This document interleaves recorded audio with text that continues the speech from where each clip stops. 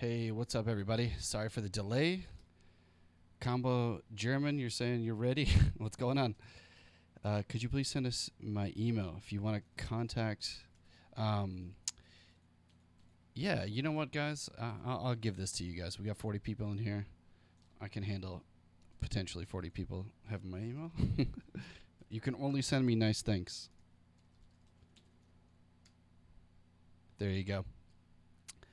Welcome ZBrush friends. What's up, ZBrush world? How you guys doing? Just to preface here before I get started, thank you guys for tuning in. If you're a regular streamer, I appreciate you always coming back and checking out the streams. And just to preface to kind of explain what I've got going on here, since I do stream two different types of streams for Pixologic at Pixologic. The main version of ZBrush, the full version, and ZBrushCore. So this is my ZBrushCore stream. My full version is next Thursday at 11 a.m. Pacific Daylight Savings Time. And this particular one is actually focusing on just a beginner project series. So if you're familiar with the series, I've been going through this. I'm on part 2 right now. I'm going to go through and actually, I'll paste this to you guys in the chat. GH, you're asking for a character retopology. Character retopology is, we're not going to be able to do much. We can't do any of that actually here in ZBrushCore today. Unfortunately, we won't be able to make use of the lion's share of the functionality that we need in ZBrush to do it. In the full version of the stream, I can absolutely talk about that on next Thursday at 11 if you want to check that out. I wish I had a better answer. I could give you some more tips, but retopo is it's a challenging beast for sure, and depends on the scenario. If you're going for game, you're going for film, how many assets you got to combine, having separate parts, that kind of stuff. And yeah, you're welcome, Combo. Yeah, cheers, everybody. I appreciate it. Send me email again. Only nice things.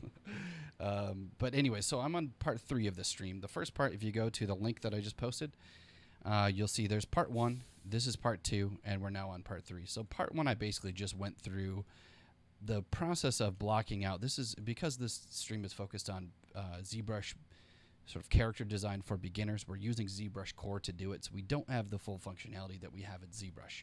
So there's some things that I'm going to do in the stream that I just would probably do a totally different way in the full version of ZBrush if I had other tools available. But there's so much that we can get done just using Dynamesh and some of the core functionality of ZBrush that we can achieve. So the first character I kind of blocked out was something like this. The first stream I actually went through just working on blocking out the head, giving us a good base mesh to work with, and then going through and then building out the actual body, which let's go here. Nope, that's the naked pose. Poor guy. This one. So just blocking out just muscle and sort of like primary forms, getting those things going, and then what to do from here is what we're going to talk about today.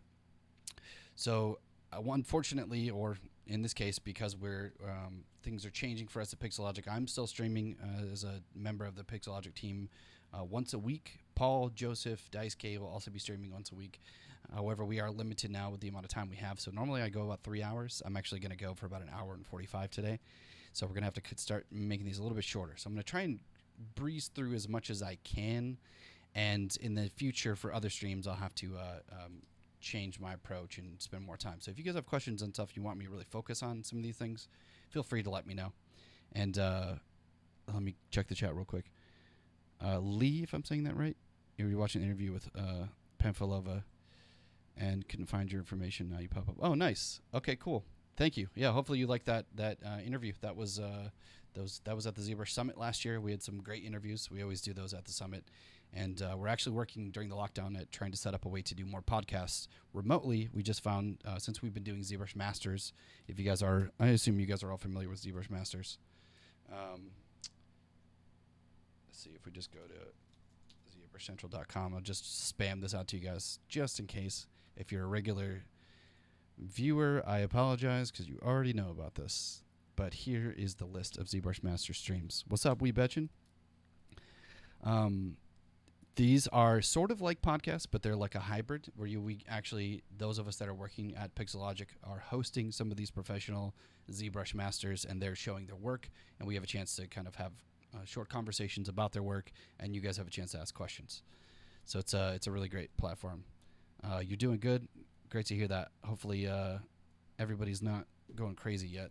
I feel like for me in this lockdown time, I've only been pretty much ZBrushing. Pixologic, of course, we're always very busy, but I've been watching a lot of entertainment. I think I've gone through all the Game of Thrones, all of Star Wars. Well, I'm working on Star Wars right now again. All the Marvel movies, Harry Potter. I'm going through all the sagas, basically.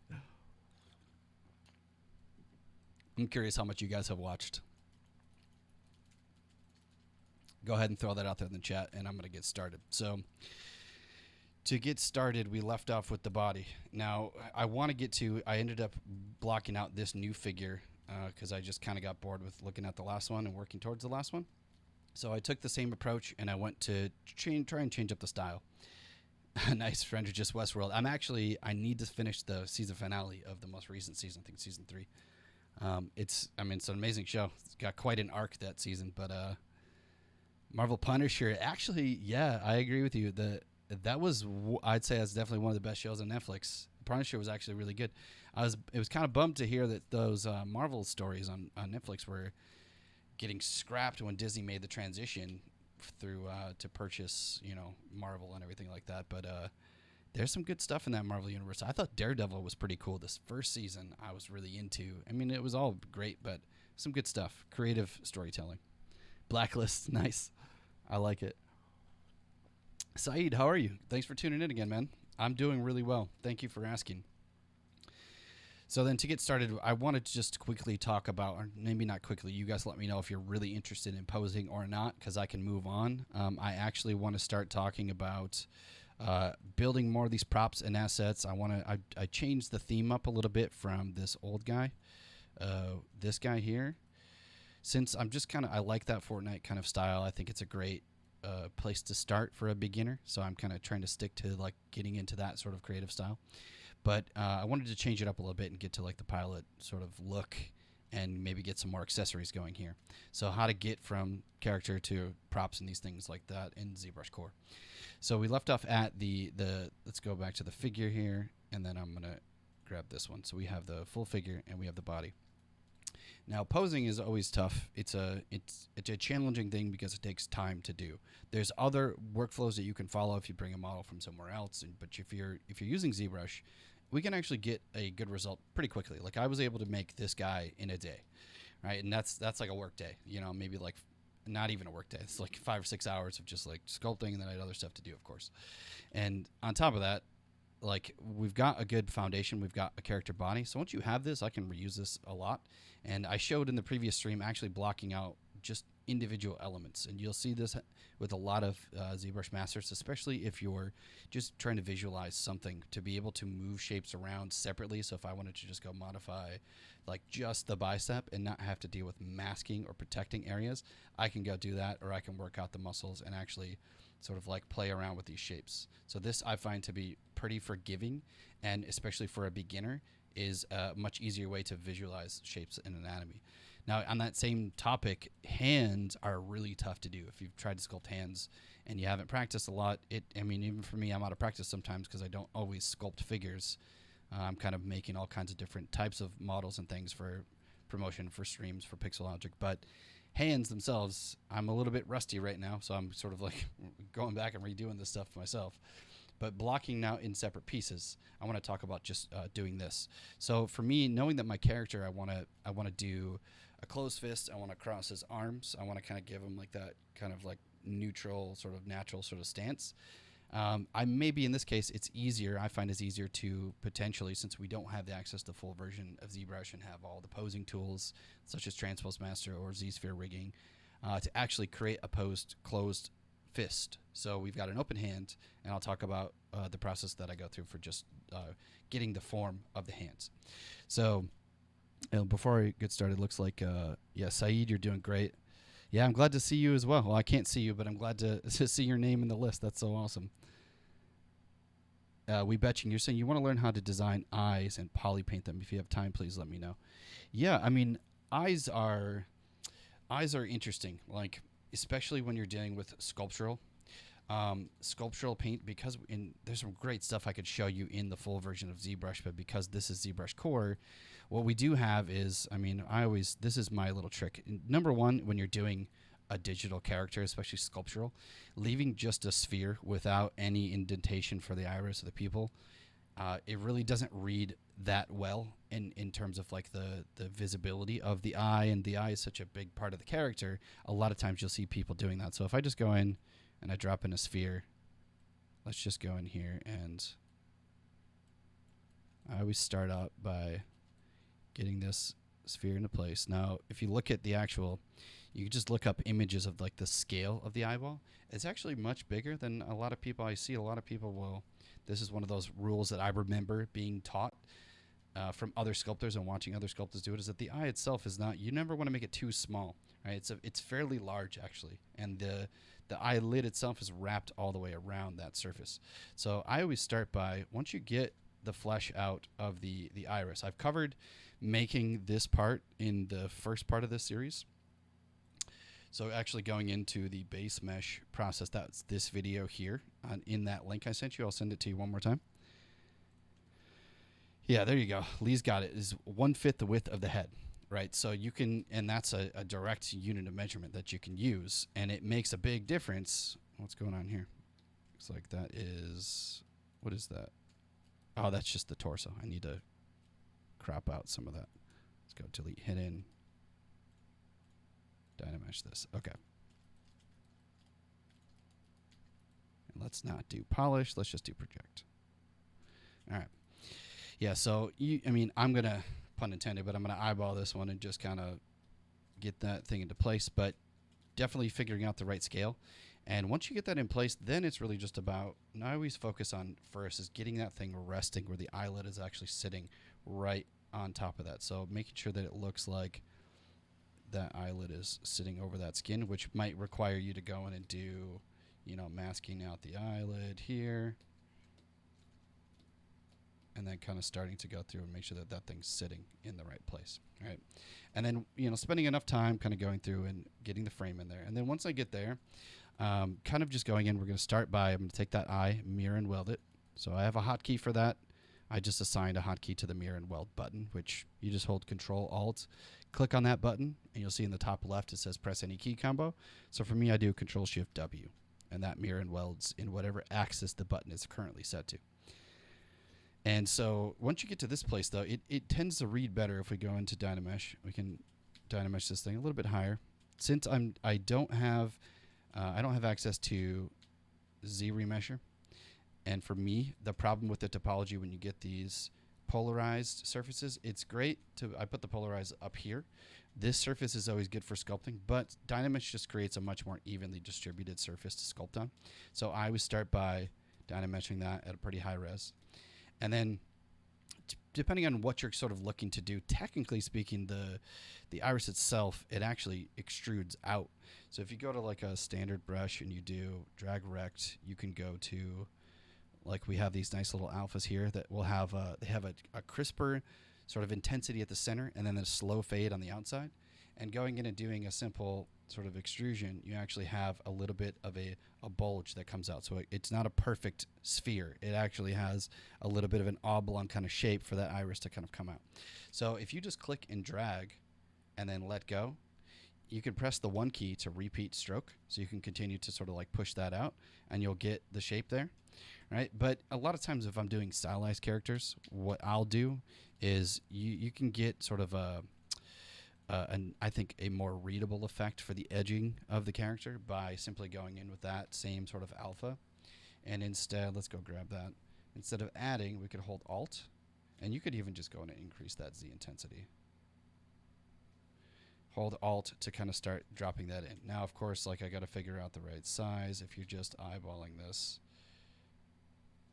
you don't want it to look too crazy. So if you look at that versus, let's go turn this one off and turn this one on. So this or this. This one I kind of did a little bit more flat. I did it with a different alpha. So if you go in and do like an alpha that has less fall off, you can kind of start by going in here and start playing around with just dragging and dropping to get that iris in the right shape. All right, so depending on, like, you could of course central, just kind of put it dead center. And maybe that's a little bit too intense. Press the 1 key a couple times.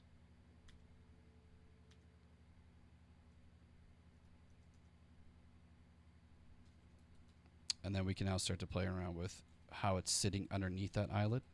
And then, of course, if that's too big, you kind of keep working. Now, painting this thing, like, it's great. It would be awesome to use radial symmetry for this. Well, we could actually do this for, we can use radial symmetry in Core. I actually haven't even gone in to try to use that yet. That would be a fun one to use. So let's try it this way. One thing that you could try is, let's just go to a different scenario. So this is doing it with putting one eye in on the asymmetry side and then mirroring it over to create symmetry for two sides. And you can continue to go through and we can talk about painting this. But going into just a basic sphere, when you have an object, this is only going to work when the object is sitting at the unified space in ZBrush. So that's deformation and click unify to center the object here in world space. Now when you start with any of these 3D primitives, they're always going to start at that unified space. So if we go in and we do, let's make this a polymesh, crank up that Dynamesh. I'm going to make it fairly high. And actually what I'll do is, before I do that Dynamesh, I'll divide it to smooth it out, delete the lower, and then now let's go Dynamesh this a little bit bigger. Okay, there we go. And I'll turn perspective off. So one thing that you could do here is we could go in and we could start by doing, let's just do hold the Alt key. We could start by doing a little subtraction.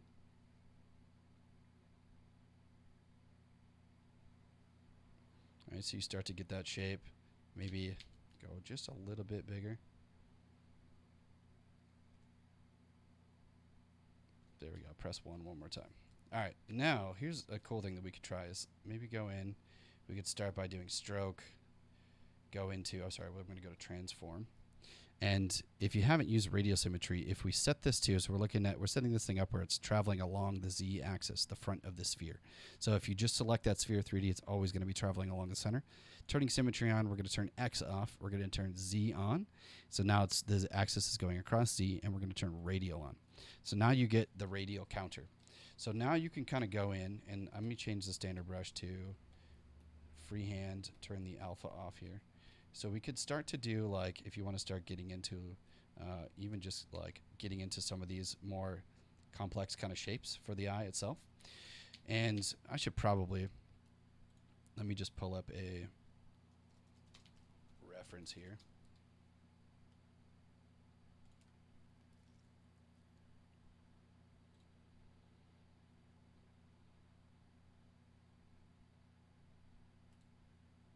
See if I can find a decently high res one. That one's cool. That's got some nice sort of effects going in here. So we could save this image. I'll save this to my downloads. And I'm going to put this over here on my screen, but you'll know that this is kind of what I'm looking at. And I'll come back to this here in a second as well, if I get a chance. Saeed, throw out your question for the spacebar. And well, I can answer that while I'm here. So then what we could do now is we could start by, you could of course kind of go in and like give yourself a little sort of iris and then, or pupil. And you could then go in and like start to play around with those shapes. So like going into a higher resolution, and it doesn't matter which brush. If you use the standard brush, you can kind of go and you could start by, painting this stuff in. Oh, and let's go. One thing that I'm noticing though is that you'll see that this can happen. So you see how the radial at some of these parts, it's not quite able to draw on that surface, and that's because that surface isn't evenly created. So what we actually need to do by drawing that alpha at the beginning with radial, it's actually easier if you go into the radial count, and if we crank this thing up quite a bit, we're going to create more points along this radial path.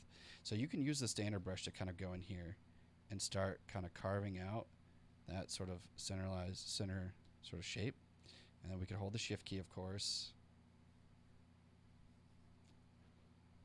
Oops, let's go low intensity. Holding the Alt key, I can kind of go in and I can start to kind of keep erasing and then smooth this stuff out. So think of it like a pottery wheel. You can kind of get that thing in place. And then I'll go in with like a smaller draw size and let's just carve out a physical shape there. Go through and kind of smooth this out. Alright, so then I'll re-dynamesh it and maybe just kind of go in and do just a tiny little bit of polish. Alright, so you got that in there. Now, figuring out, now that we've done it that way, what that means is that if I go reduce that radial count, now what I'll get is I'll be able to actually draw these lines a lot more evenly, right, along this surface. But before I go into just sculpting all this stuff out, you could actually do this in combination with painting, which could speed up that sort of the entire process.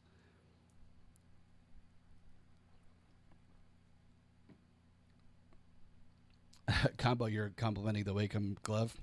Appreciate that. This is actually this is made by Morgan Designs. I don't know if you guys can see that.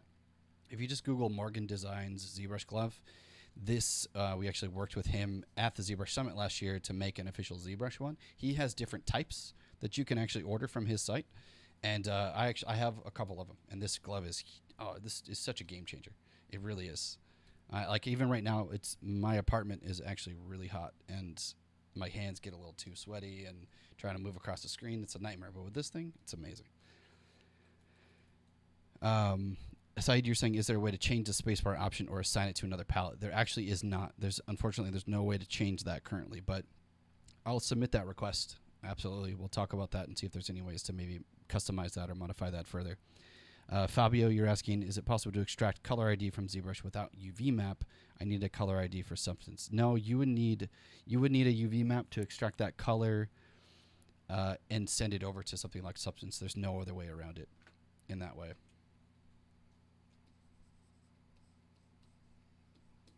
So then with this sort of like put into place, I'll just kind of go through this quickly. So the color of the eye is like, if you want to just go straight white, I've found that if you go, it's a little bit, there's a lot of blood traveling through, so it's a little bit of like off-white, almost kind of reddish. So you could start by giving it just a slight little red color, and let's do skin shade, color, fill object. All right, and then we could start by like looking at that sort of like color scheme. You get the blacks happening in the center, and then you got a lot of different variations of blue. So you could start by, so we filled it with that color. Let's go grab like a blue. And let's just start by going in with, so we're using sculpt and paint. At this point, you could actually just turn Z add off. And now we could go and we could start by just start painting all this stuff in. And hold the shift key to kind of blend it. And then let's go switch this. I'm going to go to black. Now, the quality of that paint is totally dependent on vertex. So because ZBrush Poly Paint is sculpting and, Poly Paint is being assigned to vertexes themselves, you need more vertex points if you want to have better paint. So I'm going to take this resolution up, maybe go just a little bit higher up to around 1,000,000, so you get better paint texture. Yeah, there we go. And then I can start by going in here. Now the cool thing about the two colors, you have alternation. So if you hold the Alt key, it's always going to do whatever in the second option. The first one is on the right, second's on the left. So if you click the V key, that swaps them. But if you leave them in an order, just drawing is going to add black. Actually, I'll probably do drawing is going to add blue. And let's go increase that radial count. So the more, you'll see if you have less count, you get this sort of like stair-stepping effect where you can do stuff like this. But if you have more points, the more points you have, the smoother that transition is as you go around. So sorry, I'm taking a little bit of time. And I'm actually going to grab this blue, go a little bit further down in color, and maybe just kind of go here and start by kind of giving it a darker sort of like outline here. And then holding shift, that's always going to smooth by default sculpture and color. So if you hold shift and then you turn Z off, now you can just go through and kind of blend that color and kind of keep painting through. And you get a little blend transition across. And then now going back into this color, let's grab like something a little bit brighter. And let's go in and do less radial count. And I'm just going to pull up my reference image here. So we want to start by getting those kind of wavy lines. Now you could play around with stuff like this. You could turn drag rect on. You can turn on an alpha, and we can kind of go in here, and we could start by basically, let's go higher intensity.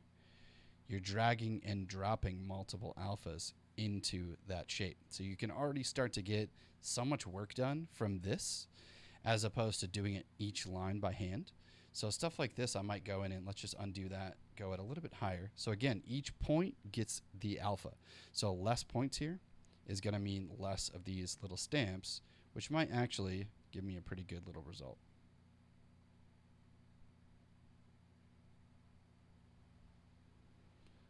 All right, now we can kind of go in and do something like this.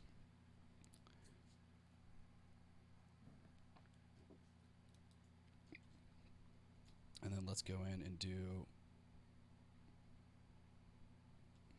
or maybe go in and try and change that color. Oh, that's too dark.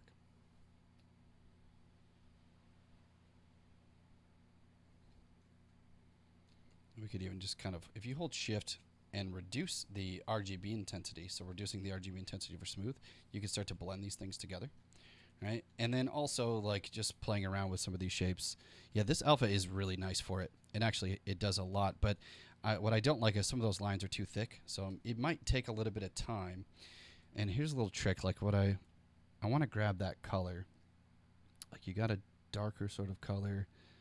I want to do, it needs to be this, but just a little bit more sort of like desaturated. Yeah, there we go.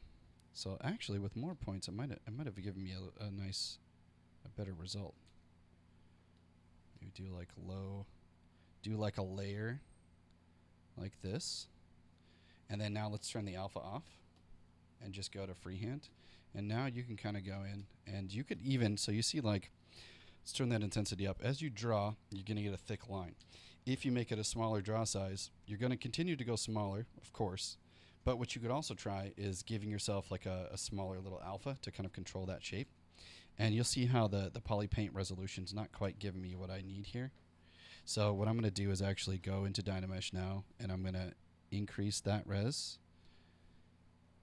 And let's just go max 1024, see what we get. So smooth out the sculpture. Sometimes you'll see that Dynamesh doesn't react. Like if you control drag and you get no Dynamesh like I just did, Dynamesh always requires the surface to have changed from the previous Dynamesh to the new one. So holding shift with Z-add on and just smoothing a tiny bit of these vertex points, you can turn Z-add back off, and now we can actually go on and re-Dynamesh. We should get a little bit more res. There we go. So now we're up to like 2 million. And now I can kind of go on with this alpha. I can kind of start to figure out the right draw size.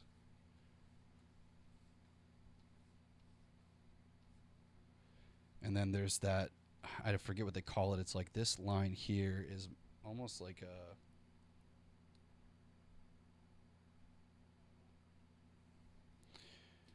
there's like a little sort of like layer in here.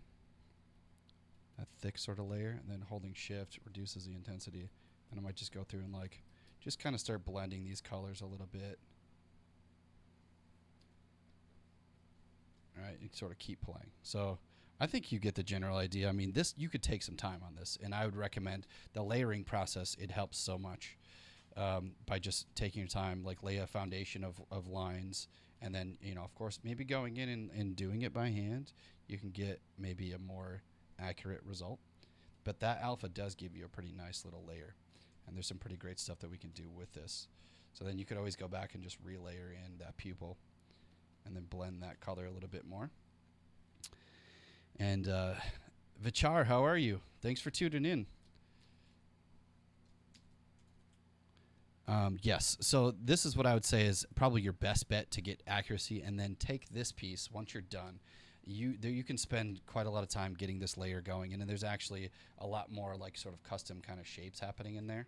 So if you pull in, let me pull in this image here really fast, right? You see how you get these sort of almost oval-like shapes and wavy lines. So the more you layer and the more color and texture you continue to add, you'll get a really great result. And then of course, thinking about this too, just, you know, I would say reduce that. One last thing I'll mention is like reducing that radial count lower, and go to that same color tone, but make this just a little bit more red. And you can actually start to, let's go in and just do like a, right, if you want to start to do like just some veins happening in there. And then I would say radial's only going to be good for so much of this, because too much of that repetitive nature, you're going to lose that reality and the randomness that happens. So you'd have to kind of go in here and start to play around with, you know, the stroke. So the stroke here, this is just standard brush, right? And you'll get that to sort of like show out.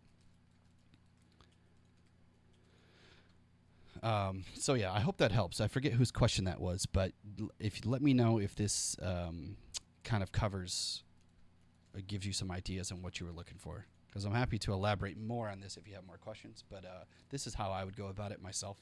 I've done this if I really need to do like a really great quality eye. I've done this stuff as well, and I recommend too.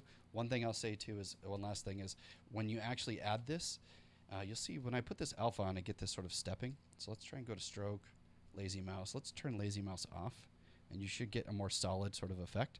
Now let me go in here, and if you actually go in and you start to hold the Alt key, so with Z add, here's a cool little technique too. One, I keep sort of running into new things that I want to show, but like say we grab this blue. So if I take this and let's make this one darker, and then we'll take the secondary color. Let's go color pick here. So I'll just click and drag, and we'll make this one just a little bit lighter.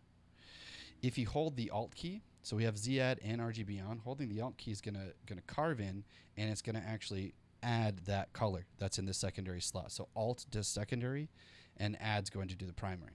So in this case, if I swap these, I'll press the V key. So if I hold the Alt key, and let's go in, and it's actually carving in that surface. And the reason why that's important is because if you want the surface itself, as it sort of dips down, the light can hit that surface, and you get more just refraction that happens from the sculptural add. So then now when I go through and I add, I'm actually going in and I'm doing like just an extruded line, and then Alt, I can kind of go in and I can do these layers. So you could play around with this kind of effect too. Right, and start to get all kinds of more just layers of things sort of dipping down. So when you look at that surface and you go down, you'll start to get more of this kind of happening. All right, so let me see if I have a good, I don't have a good model that I can pull up in ZBrushCore, but take my word for it, this, I've actually been able to get some really good quality texture in there for the eye, and then been able to bring it in and do the mirroring and welding. So you'd basically just go into your character, insert that character or insert that asset into the scene, turn your radial symmetry off, and then go through and do your mirror and weld.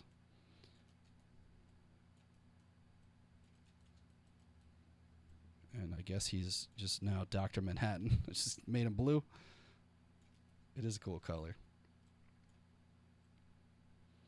Now, in other cases, depending on the kind of, like for me, since I'm doing a stylized character, I didn't spend too much time on the eyes for my guy, mainly because all I really care about here is the surface sculpture itself. So how does it read as a stylized character? And the shapes themselves are pretty simplistic, so they don't have as much texture and detail. So this would actually be, and I've seen in a really high quality sort of eye setting for like a photorealistic render, for example, a lot of times people will actually carve out the inside and then create a second sphere that has a dome that closes this off. So the dome reflects all of the light and the surfaces around it, where you get sort of like a glassy layer that sits between the inner eye and the outer eye. But overall, you can get some pretty great results doing something like this with ZBrush, and then just append this in. You're asking, can you make it look shiny? Yeah, so if you take this now, and in ZBrushCore, we can assign there's soft plastic. So soft plastic gives it that sort of reflective sort of look.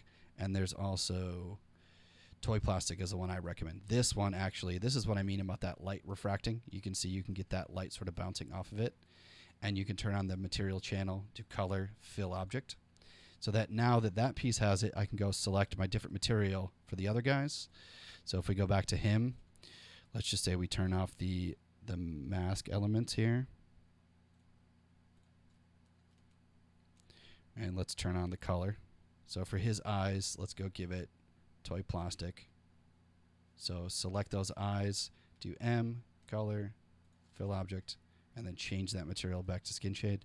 Now I get that light, and this is what I like about the sculpture part, is you can get this light that bounces off from the sculpture. If you didn't have that, you're not going to get that same sort of effect on the ZBrush side. So in terms of like the sculpture, because it's dipping down, I'm getting a lot more out of that in the visualization of the character. So those are just things to think about, and hopefully that covers the topic. Trapped in flesh, yeah, the blue area, so it is, let's go turn on that toy plastic again.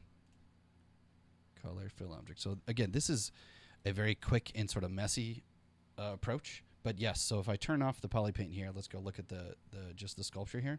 So basically I'm sculpting in all those lines. I'm actually making them ribbons. So I'm using the standard brush with Z add and Z sub. So holding the Alt key, let's go a little bit bigger. I'm holding Alt, and this is essentially, actually let's set that color again. So set the primary main color to blue, set the secondary color, I'm just color picking to something a little bit darker. So when I hold Alt, the Alt key defaults to the subtract option because the main option for this brush is Z add. So when you're defaulting to Z sub, it's also looking at the secondary color option when RGB is on, and it's actually adding that color into the mix. And then when you just click and drag, it's sculpting in Z add, and then it's also adding that color when RGB is on.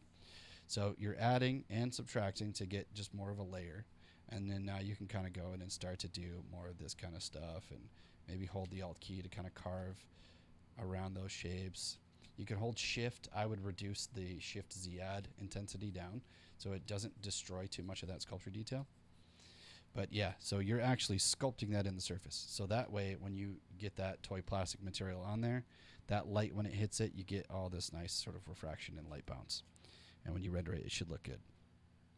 All right, so that would be your best one. I recommend the toy plastic and soft plastic, which in ZBrushCore, we don't have the option to change material modifiers. In the full version of ZBrush, we can go through and make customizations to these materials to change how much specularity is hitting the object itself. But toy plastic does a pretty good job just straight out of the box. So yeah, so let's we'll leave that one and move on to, I want to go back to the posing here for this character for the hands.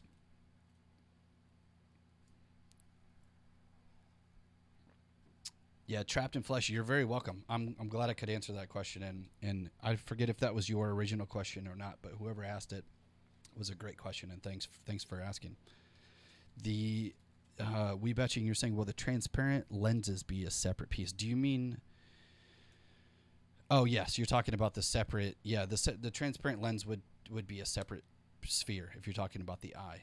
In a lot of situations, if you're rendering in something like V-Ray, or one of the more production ready renderers, RenderMan, things like that. Yeah, I've seen a lot of people do it different ways, but I've seen an outer sphere and an inner sphere that make up the entire eye that gets both. So yeah, I wish in my full version of my full ZBrush stream, if you ask me that question next week on Thursday, I can bring up some pretty great models. I don't have those models ready to load in ZBrushCore, but we can talk about that further in the next stream for sure. So then one thing I just wanted to briefly discuss here is to get to the pose, what I want to do is I've got my figure, and these are all separate pieces, right? So I'm just kit batching these, again, because it's a beginner stream. I'm just doing it this way because it's just easier to visualize the shapes, and I'm probably going to reduce these or change them or whatever. This is really just serving as a base mesh only. So the benefit is you can do this in like an hour, get a quick block out, and then we got to figure out how to pose it, and we want to put it in position and then do the final sculpting on the body once we get there. So for me, because I know I want to do closed arms, closed hands, so I want to do a balled up fist. In this case, what I'll do is I've got a separate folder here for my hands, and I'm going to take this. I have just a chunk for the palm there. All right, and that palm, I'm going to go through, and let's duplicate that. I'm going to go drag this thing down, drag this outside of that folder. Let's collapse that, collapse the character.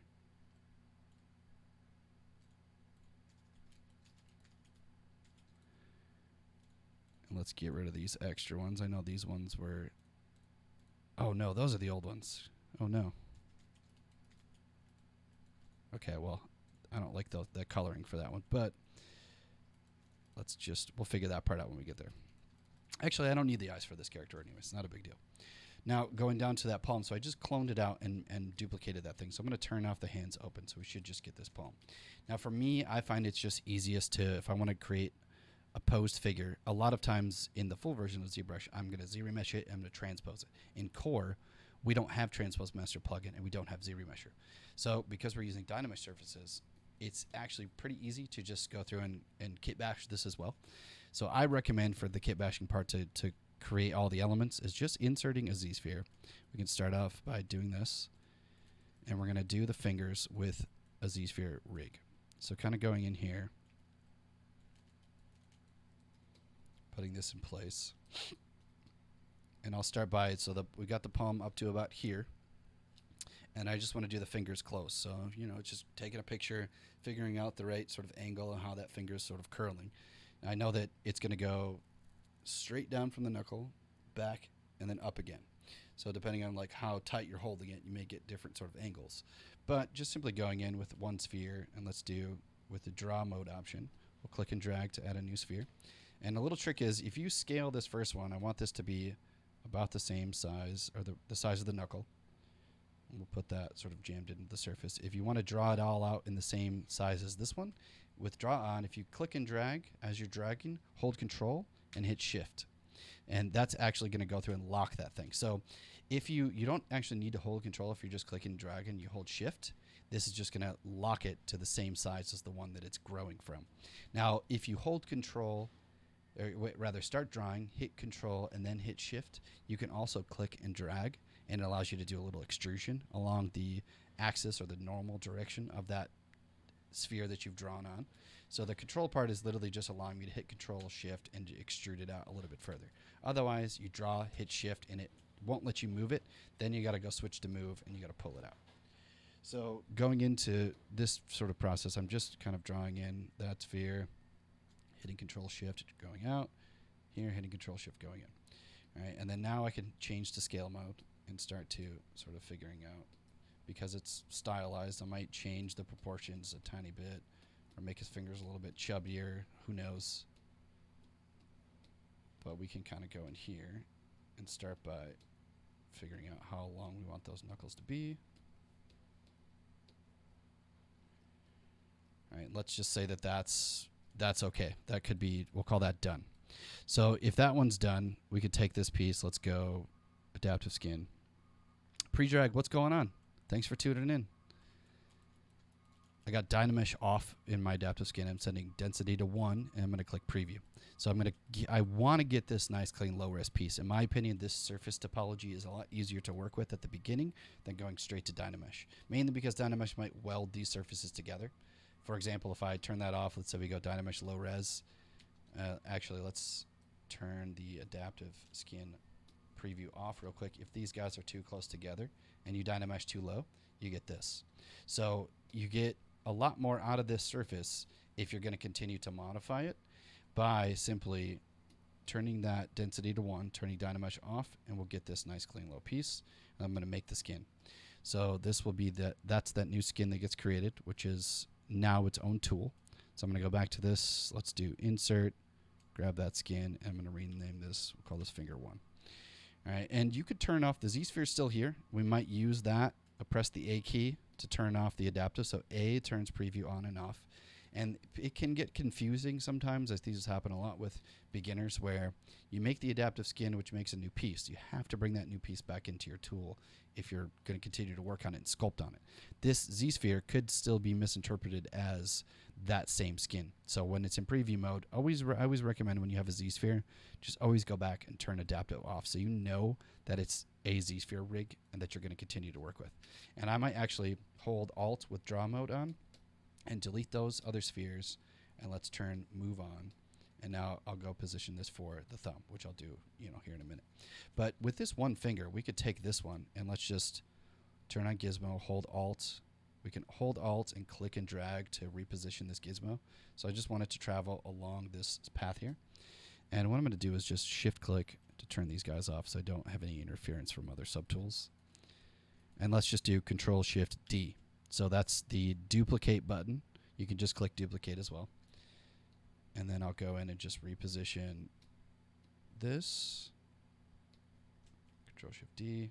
Let's go reposition this. And then once I get those in place, now I'm going to start to play around with rotation. And I have to start repositioning the scale of these guys.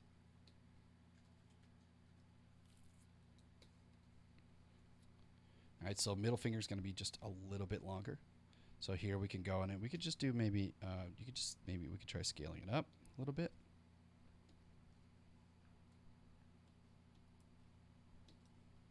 And this one might scale down. Now something I noticed, this is just little things that I've noticed along the way in my experiences with sculpting, is the hand itself. Like, I used to draw it straight as if it's a square flush line. And if you really look at your knuckles from the top view, and even just like the webbing part, it actually sort of goes in a curve. So you get a little bit of an arc that happens, and the same thing with the knuckles. So trying to like flare these out a little bit, I find actually you can get a better result with that shape. Just kind of going in and just kind of positioning those and trying to make sure that they're not just straight across. So giving it a little bit of curvature here, so it kind of wraps around basically like this. Right, you get that sort of curve. Now, it's nowhere near done. Of course, you want these to probably touch, and I might need to go in and maybe, like, let's shrink this down just a little bit. So bring these guys closer together. The palm of my hand might have actually been a little bit too large. So I might just go in and hold Shift to smooth it out. And let's actually go down in dynamic resolution, especially when I'm working out shapes like this. The lower the resolution, the better for me, because I can get just the surface is more malleable and easier to work with when you're blocking out these shapes. And now we could take these fingers and we can go in and we could press Control D a couple times to subdivide. So subdivide to round it out. And then I'm going to go in here and eventually we're going to fuse these guys together.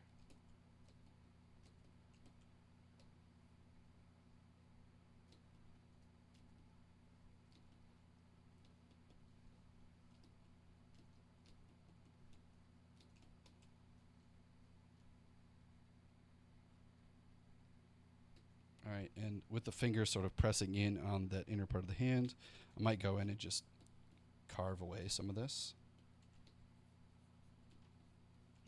So I'm going to set my smooth intensity back up a little bit higher. And we could even go in and do something like this, where if you wanted to just have it look like the skin is being pushed in, you could do stuff like this, where the move brush, basically, I don't know if you know this, like where the finger's sort of intersecting with that surface. If I want that particular area to go straight back, normally if you use the camera angle, you can rotate to the side and start pushing back like this, right? But this is one thing that I use all the time, and it's a really old thing in ZBrush. With the move brush, you can actually hold the Alt key and hold Alt with move brush, click and drag to the left and right, and it's going to push and pull that surface out from the surface normals. And I can't tell you how it's so simple but so powerful, at least for me, to be able to, if I want to go to this view here and I just want to push that surface in, I can actually hold the Alt key and drag to the left to push it in. So I could start by like sort of like pushing in this whole little section here and start creating that sort of effect. And it works for all kinds of things. Like if I just want to bulge this out, hold Alt, drag to the right. That way I can keep my camera in the position that I'm working, and I don't have to rotate to the top, go to the side, pull out like this, and then go back. Right? That Alt key is pretty powerful, especially the move brush, because the move brush is really, when you're doing proportions and shaping stuff, you can actually cover a lot of ground by just using move brush first to kind of get your shapes going before you spend too much time sculpting with a brush, right? Because a brush leads to, can lead to lumpy surfaces if you start too early, and that's something that I think we all probably know plenty about. I'm still struggling with it, and I've been sculpting forever, and I feel like Vichar Bien stopped in earlier. I don't know if he's still here, but if you haven't watched his ZBrush Master stream, he really understands the form better than most, which is why he's a ZBrush Master, and he does such an amazing job of capturing the surfaces so well that for me, I'm nowhere near able to visualize it in the way that he does. But the move brush for me helps to kind of shortcut and just kind of get things into a better place and stay clean. Staying clean, I think, is the most important thing. Don't go too far too fast.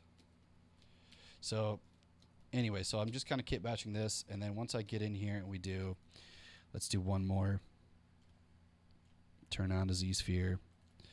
We can turn on the draw mode, click and drag.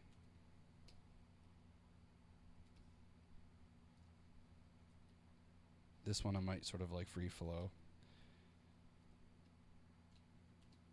So here I'm just going to figure out, like, okay, I know that if I ball up my fist, it's going to go about here. Right? And now I'm just going to kind of go in and sketch this thing out.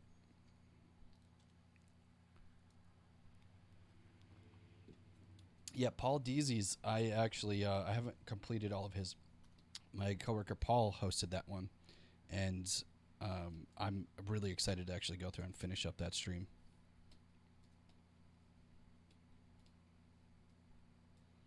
All right, so you can play around with these shapes, right? Keeping them separate. Now, for the finger, of course, like these fingers, I don't love. You want to create less space between it, so they're closer together. Eventually, this stuff is going to get, dynameshed or sculpted together. But in this case, while I'm in this stage, we can take these fingers. We can leave that thumb there, and let's actually just take that thing. Let's go adaptive skin, preview that, make it. And I'm going to go down here, turn off this Z-sphere. Let's go insert. Thumb. Not a finger.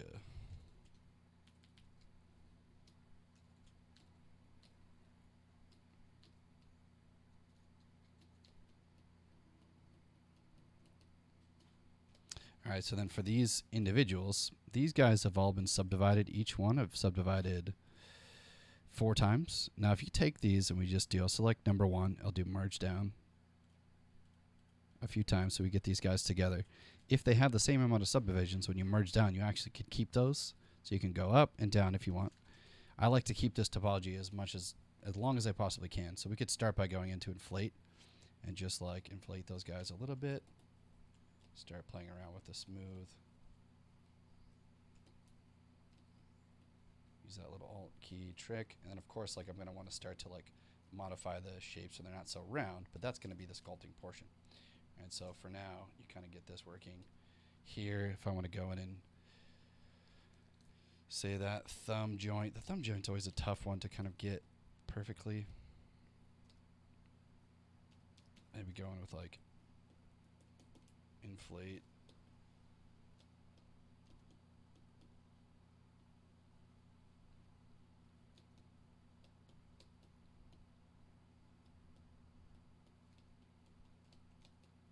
This stuff is not always the most fun to watch, but hopefully you guys get the idea. And then once I get these pieces together, I would spend a good maybe 20-25 minutes just like trying to make sure that this thumb looks right. Like I know that I did for my original figure. The original figure, I spent a lot more time just to make sure that that was good. And just using my own reference, I know that this doesn't look perfect at this point. Like I think that that's going to have to probably go in and just do a little bit more rotation.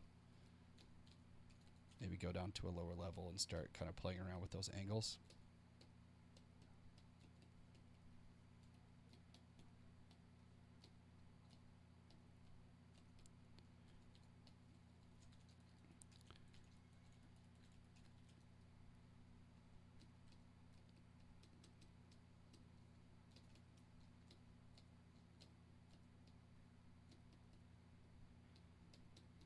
All right. Combo, you're saying, is there a way to pinch my edges using a brush? Unfortunately, the pinch brush after pinching pull. Hold on.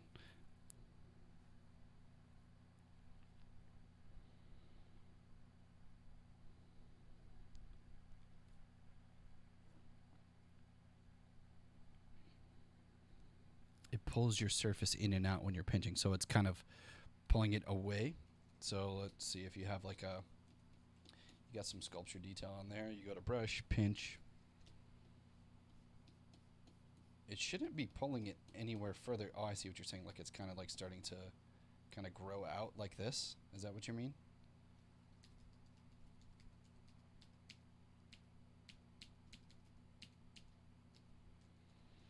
If that pinch brush doesn't do it for you, I don't have access to a lot of other modifiers and brushes in ZBrushCore. In ZBrushCore, there's not much that you could do. The only way that you could try and pinch is if you go, say you hold control with a mask pen, you can go into like a surface like this, inverse, you could turn on gizmo, hold alt, kind of click and drag to a line here. And you could start to, let's turn local symmetry on since it's connected. Aligning gizmo, you could start by pinching, doing something like this. So if the mask itself is blurred, so say you blur it, reverse that, blur inwards, turn this on. This may be, you may have a lot of surfaces to pinch and maybe it's not perfectly straight across like this. Unfortunately, there's not much I could really show if it's brush related because we're in ZBrushCore and we don't have certain modifiers. Yeah, I wish. Ask me that in my stream next week or any of the other Pixologic developer streams as well. If you tune into Paul's or Joseph's or Dice K's, those guys will be able to enter as well if you catch them before my stream next Thursday. But there's unfortunately, because it's core, I can't talk about too much. Oh, my mic is low. Really? Normally, my mic is like perfectly fine. Is it better if I'm close to it? Does that sound better?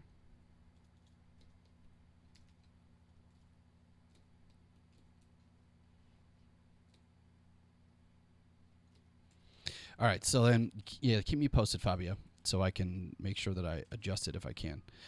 So these fingers, of course, I would go through. I'd delete the lower subdivisions, go to these fingers, delete those lower. Okay, I'll make sure I keep this thing close. And now I would go into this. Let's do geometry, do my sculpting on these fingers. Like I like to keep these things separate and then go in and start, playing around with like H polish brush. You can start by getting those less rounded. And of course with these guys this is where in my custom UI in the polygroups, using this auto groups, you can auto group out a section, inverse this. If you want to keep these guys together, we could always, if you auto group them, we could go subtool, split, and you could group split. No, actually we don't have group split. Sorry, that's a full version of ZBrush thinking. So I could control shift click on one of these polygroups, do split hidden, go to the next one, do this one, split hidden. The only reason I merged them is so I could do the inflate to all of them at the same time. And then now you could keep them as separate pieces and kind of go in and start to, alt click on each subtool, start polishing out these sort of knuckles to get it. I don't want it to be as doughy. I think that's the shape that I'm trying to get rid of here. I'm just using H polish to kind of go in and polish out those edges.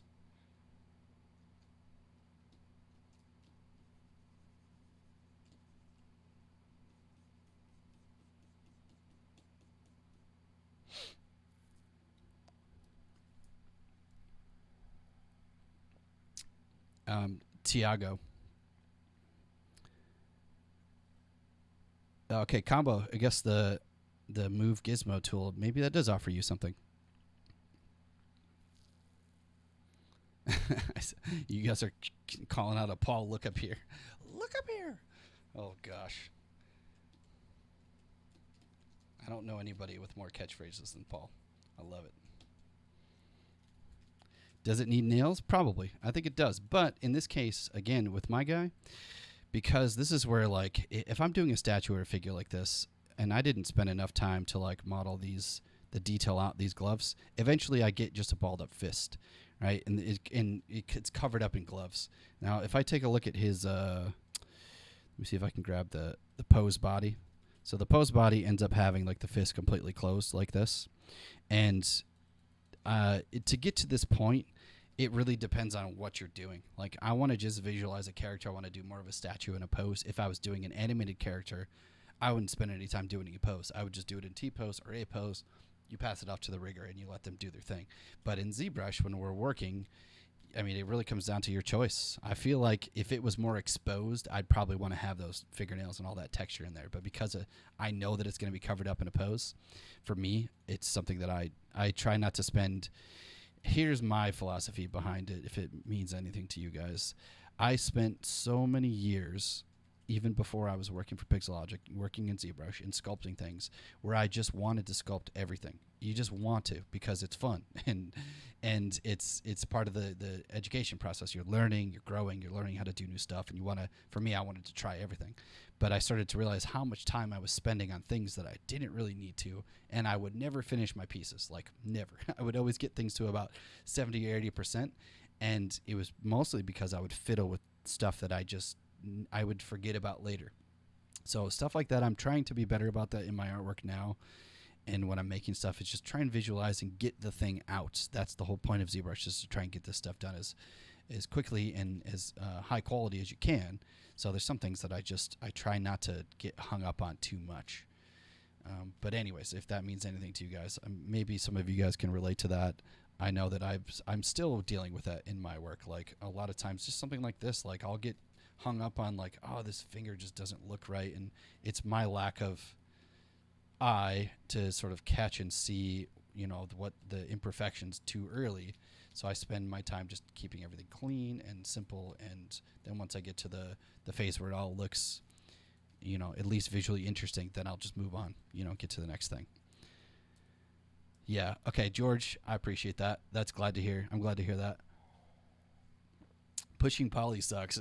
It does. I mean, it's not the most fun. Like, ideally, you just want to get to the sculpting part, right? But unfortunately, you do have to push stuff around to get it in this place, which in my experience, I find that this sort of technique of just blocking out the figure this way, you get through it enough, and then you can do the rest. So I would block out this hand, get this thing done, and eventually I would just take these parts, and let's get rid of that Z-sphere. Let's do a merge down. I would spend way more time sculpting on these fingers, but I just want to get through some of this stuff today since I only have an hour and 45 minutes total. But eventually it all gets dynameshed, and I'm just welding all this stuff together. All right, so I'm dynameshing at a high enough res where I get enough of those kind of shapes in there, and I want those fingers to be, come on, welded. So like this is where I probably have to go in with like an inflate brush.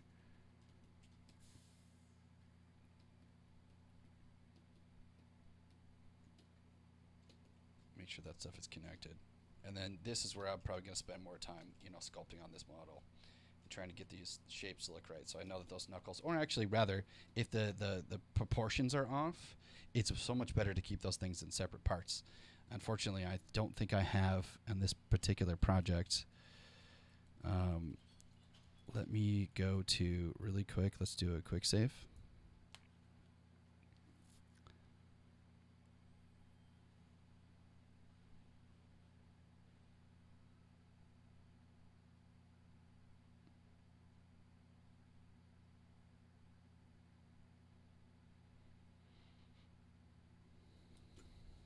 My project is a little big. I got a lot of extra stuff in here.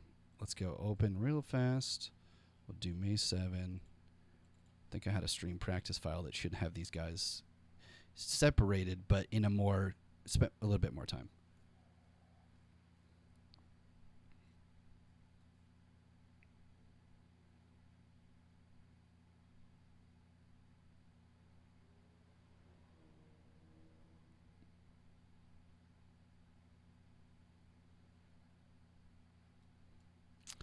I do actually use WinTool, but in this case, the projects that I'm loading, if you notice, I have all my stuff in here to show you guys. So I've got my old character.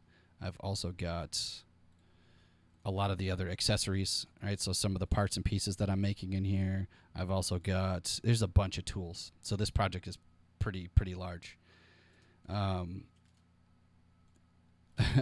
Astrobase, or hopefully, are you being sarcastic, or did you mean that? Because I appreciate that if so, but I feel like at this point, I want to show you the better version if I have it. I think I lost it. Such a bummer.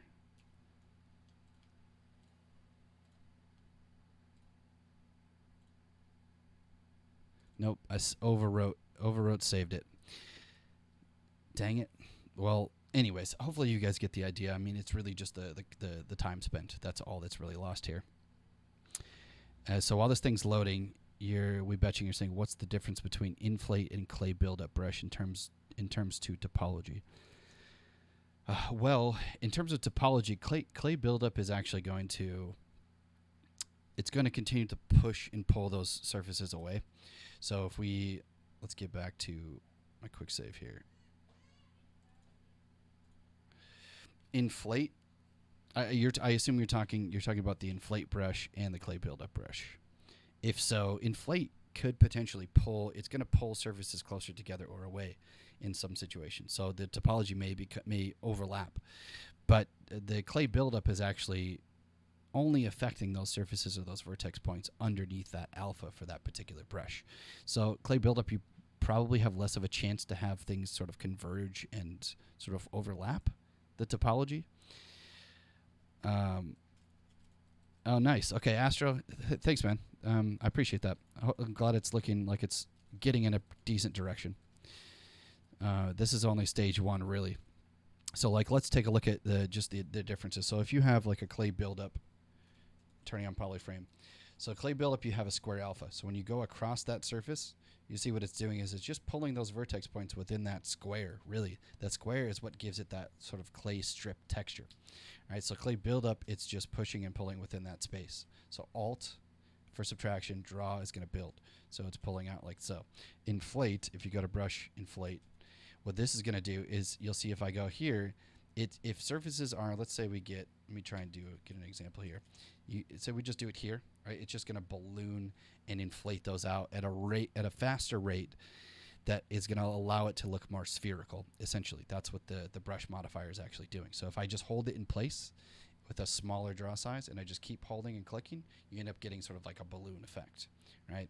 So you have the physical factors, the gravity or the anti-gravity in that case.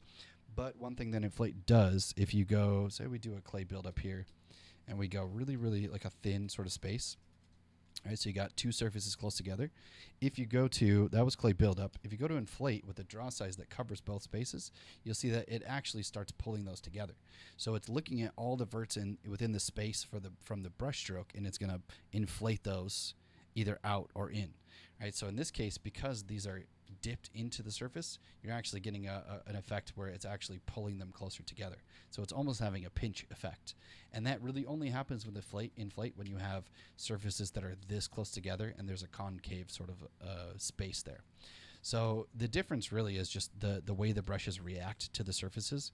Clay buildup, it really only just allows you to affect the surface within the draw stroke and within the square shape. Right? So as you go across, it sort of builds.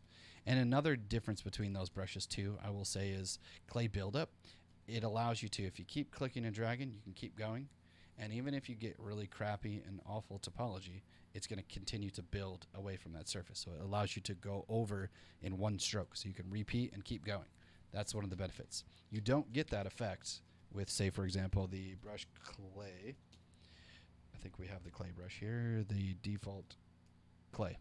This one, if you click and drag, and if I keep going over the same spot, there's no buildup.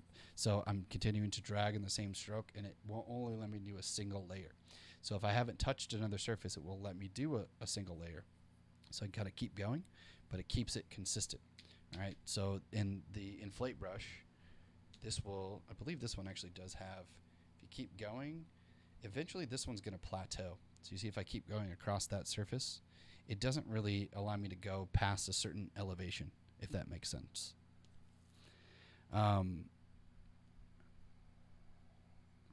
Yeah, so that's why it's called clay build. It's really just, the clay buildup is really just, we don't have the full version of ZBrush to show today, but there's a brush called Clay Tubes, which used to be my favorite. Clay Tubes was basically a version of this brush with a square alpha. So if you sculpt on it, it basically had a single strip that you could only do one layer, and it would do this clay-like effect. But we thought, how can we improve this? Well, one thing that we wanted to be able to do is keep adding and keep subtracting a lot easier. So clay buildup allows you to really strip down volume a lot better because you can keep going across it, and you can subtract and erase and carve away so quickly, and that's really one of the benefits. But batching, you're saying, does that, so the topology remains the same? Yes.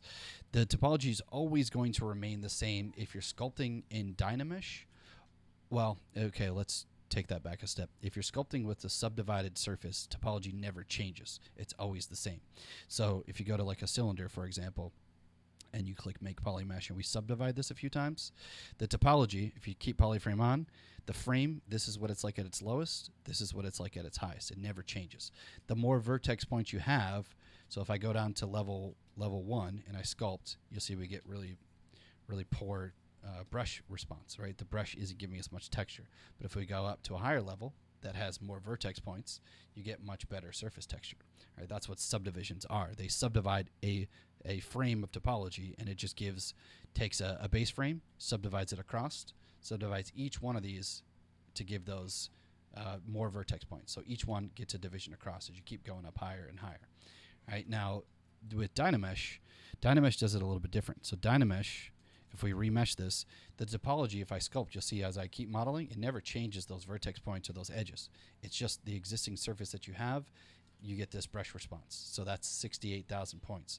But if I increase that resolution in Dynamesh and I re-Dynamesh it, I'm going to go up and probably triple this or quadruple that or even higher.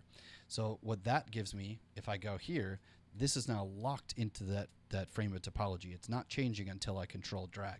But here I get really nice brush response, and I can sort of like continue to sculpt here. So there's different sort of schools of thought in terms of modeling. Dynamesh, I feel it's closer to sculpting in clay because you get one sort of surface generally. It's like advanced sculpting in clay or like hyper advanced sculpting in clay. Basically, you can work on a single resolution at a time, whereas subdivisions give you multiple resolutions that you work on at all times. So for me, ideally, I always love to work on clean topologized surfaces that have subdivisions. But if you don't have those shapes at the beginning, Dynamesh is the greatest base mesh tool out there, outside of Sculptris Pro. Now, Sculptris Pro, the last thing I'll say about this is this one is dynamic tessellation. So it's dynamically remeshing based on the brush and the brush size.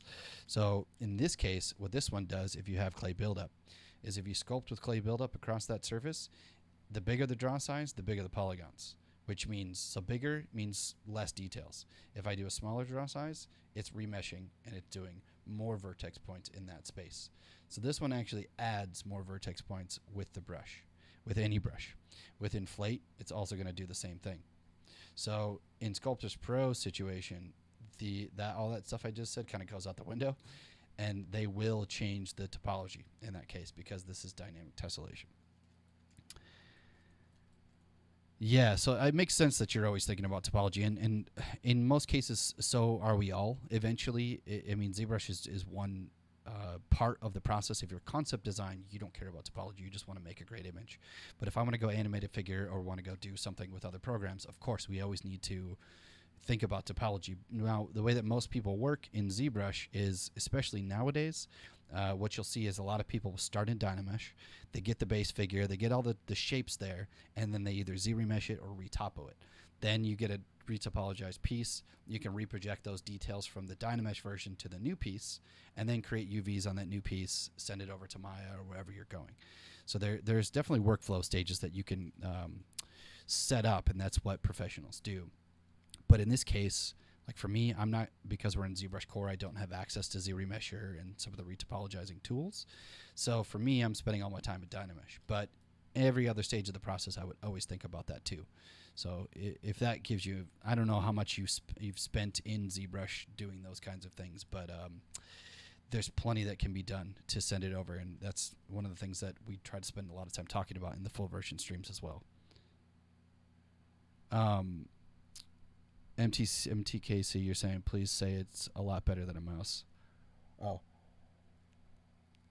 Sorry, I didn't see your other comments.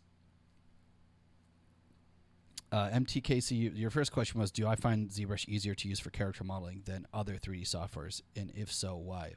For me, absolutely. I mean, I am a member of the development team at Pixologic, but I will say outside of that, I was using ZBrush before I started working at Pixologic, and for me, it's always been the most creative tool in terms of being able to create shapes and things that I don't have to spend too much time with the technical stuff. So Weebashing was talking about topology. What's up, Dougie? Thanks, man. I appreciate that. the topology process takes a lot of time. And so if any artist you wants to avoid the technical stuff as much as possible and just be able to create the visuals first. For me, that's the most important thing. I want to just get a good visual. Retopo, resurfacing, final output is, of course, very, very important. And ZBrush offers retopo, and most importantly, the Z-remesher. We wanted to create a more creative solution, which is an automatic retopo solution in the full version of ZBrush. We don't have that here in ZBrushCore.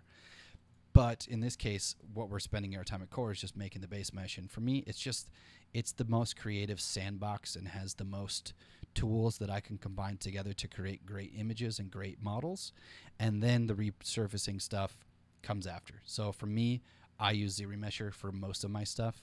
Sometimes I'll retopo. If you watch any of my other streams, I'll do some retopologizing for little parts and pieces. But overall, because I'm not working in production much anymore and focusing my time in ZBrush development, I don't spend that much time doing those things anymore. But if you look at where ZBrush is used in all these other industries, you ask any of those professionals, you check out these ZBrush master streams. I'll pull this up again and send this to you. You can listen to the professional artists, speak for their experiences. Everyone has a way to repurpose those things, either with other programs or using some parts of ZBrush and other tools such as Maya or other programs. But all in all, ZBrush is, in terms of creation, is the most freeing kind of experience for me, at least. And I try to explore as much as I can with these streams and show as much stuff as possible, because there's a lot of stuff you can do in ZBrush. There's 1,000 different ways you can make one thing, and that's kind of the thing. Dynamesh polish, yeah, I do, Vogel. I definitely do. I use a lot of polish for example, for the body. The figure itself, I was starting off with, let's go, turn everything on. So like Dynamesh polish to do this kind of stuff, right? Because it's stylized, I want to get more harsh sort of edging. Dynamesh polish works great for this. So Dynamesh polish with projection as well. So Dynameshing with polish on to get sharper edges, I definitely do. It's amazing. It depends on the situation, really. Polish is great for some stuff, and other times it's not. Other times you don't want to have that perfectly crisp edge, and it takes away from the model, depending on what it is. Chad, thanks so much, man. I appreciate the kind words. Yeah, if you figure out a way to tell more people about it, you let me know, because the more viewers, the better it is for all of us, I think, right? But yeah, I mean, I appreciate that so much, man. I'm happy to be sharing some good info to you and others. I'm glad to hear that it's helpful for you. So, Vogel, you're saying, so you need polish for stylized only. I mean, I wouldn't say that. I would just say that tends to apply more in most cases for stylized characters than other situations. But now that I'm sort of like tangenting here, I'm doing a Paul Gabriel today, but some situations for like hard surface elements, for example, you want to use Dynamesh to model something and create hard edges. Polish is great for that. I really want to get to that today if I have some time to actually do like even just parts like this where you want to get like nice, clean, sharp edges, right? To have that stuff read in a model.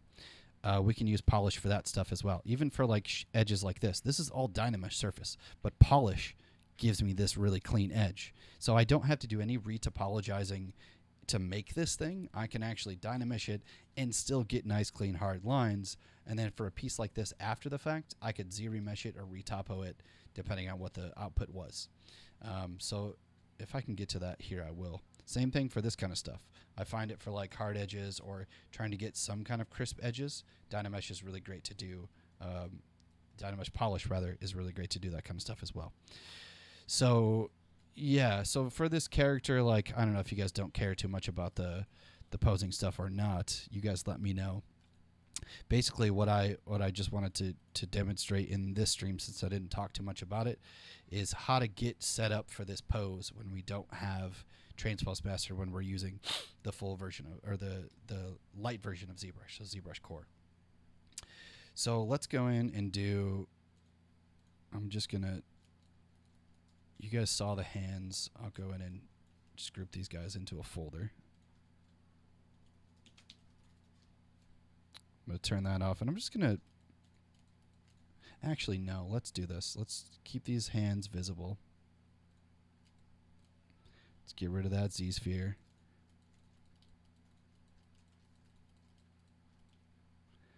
Yeah, you're welcome, Vogel. I appreciate that comment because sometimes I get a little worried that I spend too much time talking and not enough showing. But I guess this is what we're here for, right?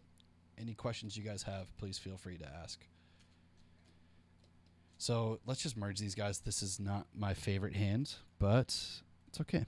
I'm just going to do a merge down. Take these guys. Let's do a little dyna.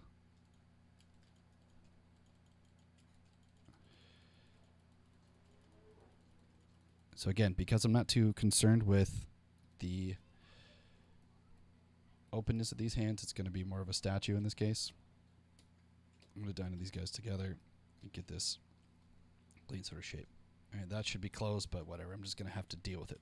All right, now mirror and weld that over. And then what I recommend here, if you ever use this technique, of course, the full version of ZBrush offers so much more flexibility to do posing, but we can do stuff with ZBrushCore absolutely with this. So what I like about this is I got my separate parts, and I'm going to go, I just want to do, I don't need the head, so I broke off the head. I'll turn off that visibility there. And let's go in. We also don't need these boots to do this pose. So to get to this here, basically what I want to do is this. So I want to get myself from that body. I want to get a good base mesh that I can use to extract all the parts off of. So instead of doing everything neutral and then having to pose it, when you pose stuff, things get moved around, things collide with each other. So it's a lot easier sometimes to create accessories and things for a posed character like this after the fact, if you're not going to send this off for animation, right? If you're working for production, of course you have to do that. T-pose, A-pose, it's got to be built that way. But in this case, since I'm doing a statue, I get to cheat a little bit and just have some fun. So I want to get to something like this to get the nice arms crossed. Maybe I won't have, it's already 3:30, wow. Let's go in and let's just talk. We'll finish this off with the pose. So what I recommend doing from here is I want to get just one body to do the pose with. This body here is just serving as the base mesh. So I'm going to take all these parts. I'm going to go to subtool. I'm going to do merge and do a merge visible. So what that does is takes the whole tool and all the subtools and it just makes a new body here. All right. Now what we want to do is, let's clear this up. Go back to this guy. We want to take this piece and we want to give us a better surface to pose with. Now, when you're posing, the reason why I keep bringing up the full version of ZBrush is because I could take this thing in ZBrush and I could ZRemesh it. And ZRemesh would give me a clean, quadded, evenly distributed set of polygons that I could then have a low resolution surface to do the posing and adjustments to. High res isn't always the best to do posing. Really, it's almost never when it's a full figure like this. So if you do it at, say, 700,000, say I go in and I hold shift now and I can start blending across all these parts. I mean, the cool thing about this is I get some really nice shapes for the muscles and the whole figure, right? So he's all now combined. Now, the problem that you get when you're too high res, so let's say I want to start moving his arms or bringing him in. If you hold control, we could start by masking off a surface. Control click does a little blur, and let's say we don't do a blur. Let's just talk about that. So we'll turn gizmo on. You could alt click on the shoulder, so it locks it to the shoulder joint. Alt click to reset, and now we get the ability to kind of go and rotate. Now, one of the problems is you'll see with no mask blur, you're just taking that surface and you're just stretching it across. So you're getting this really crappy leftover. So if you control click to add blur softening, inverse, and then control click a little bit more, now you're getting a little bit of a more softer transition, but you're still going to get this kind of wonky, sort of bendy surface. So I want to avoid this as much as possible. It's inevitable to have to resculpt some of this, but it's a small percentage of things that I'll have to resculpt. Basically, probably the trap muscles and the shoulder muscles and the chest, as this is all getting moved around. The neutral state of these muscles is not accurate to what they would look like when you're in pose position. So those things are going to flex and change. So to make this easier, once you get a figure like this, in this case, this guy's going to be covered up with all kinds of stuff, right? The body, all the extra stuff is not necessary. He's got gloves, he's got a jacket, he's got pants. None of that's exposed. So I do have, of course, that body is there. The body is there if needed to take parts off of, but most of it's going to be covered up. So all I really care about at this point is giving me a version of this body that's going to keep most of the form, but allow me to pose it. Andreas, thanks, man. Yeah, more Spanish. I'll recommend that to the ZBrush Live team, guys. I'll pass that information along. We've been trying to introduce more languages for sure, and it's really just a matter of time. We'll find some more streamers to do it. Vogel, you're asking a question. Do you back the body and cloth as two separate models or together? Sorry for the bad English. Hey, what's up from Germany? Okay, nice. Yeah, thanks for tuning in from Germany, man. I don't know what time is it. Is it like 8 hours ahead? 10 hours ahead? The body and the clothes as separate models, I do. It depends on the situation. So if you look at this jacket here, this is absolutely a separate piece, and this is still, it's not quite in perfect condition here. So this piece, I actually, I cheated, and I went over to ZRemesher in the full version of ZBrush to get, I forget why I wanted to do this. There was something I was trying to test out, but this same version of the jacket beforehand, I did as a separate piece. So I always try to keep things in layers and separate it out as much as possible. Then maybe when I get to the resurfacing, if it's got to be like output for game, for example, most likely you're going to junk as much geometry as you don't need. So all those underlying surfaces, if you don't need it for a character, it's not essential, you're going to get rid of it. It's a waste. It takes up, processing power, it's texturing, it's UVs, it's all that kind of stuff that you have to have for underlying surfaces, as well as collisions. So in that case, like I always make that decision, or recommend to make that post fact, so post creation. But in this case, you've got just layers. So I've got just a separate layer for the shirt here. You'll see the head and neck is all separated now, so I just junked all the underlying body. So that's all here in it as a backup. So I'm using this as just a way to go through and extract off the parts and pieces for this project. And again, I remember that this is the intention of this process here is not necessarily production. This is about beginner process of character creation for people who are using ZBrushCore. So if you're a full version of the ZBrush user, take this stuff with a grain of salt, because I might talk about it in a totally different way if I was using ZBrush and talking about production sort of techniques.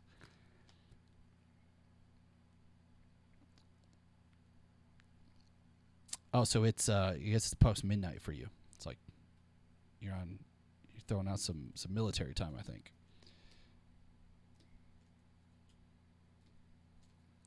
Okay, so where was I? I was on. Oh, sorry. Somebody had a comment here.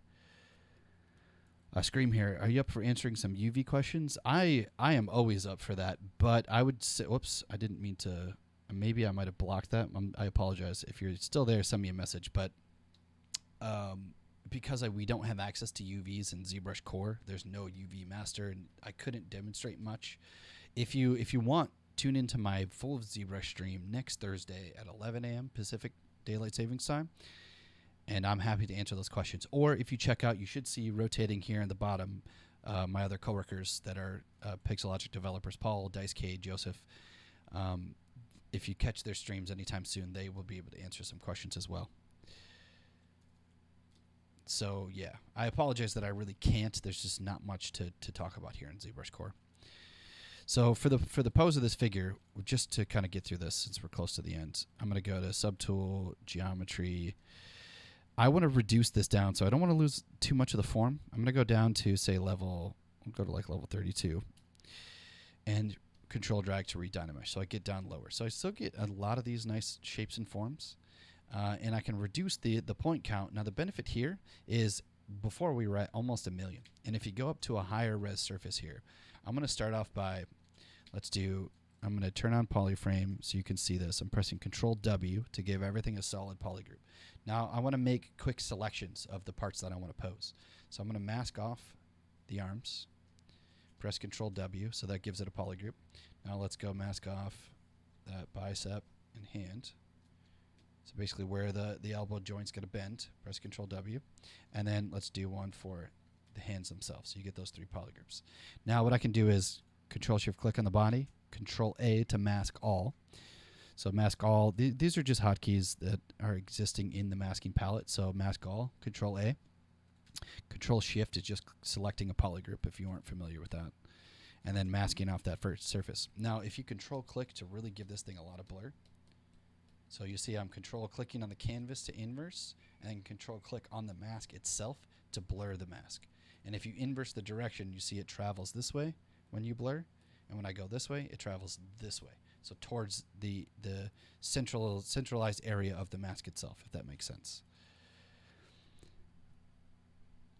How to make dresses.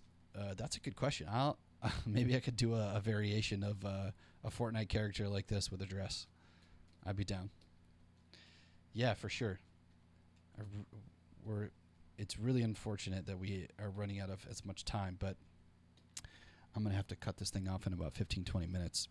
So to get through the posing part, I'll make a note for the dress. Absolutely. That could be a fun one to try.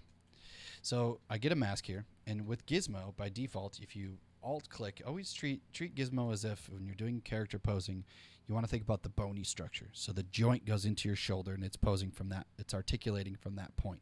So you always want to have, if you have it sitting on the outer part of the surface, it's actually posing from this centralized part. So you see how it's kind of flexing and bending in a really weird way? That's not necessarily what we want. So if we hold Alt and click and drag any of these arrows, you can move this thing inside the arm.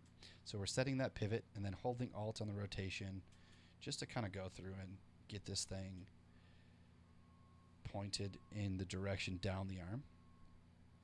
So then now when I go in and I'm rotating from here, you'll see that with that mask, we're getting a little bit more flexibility.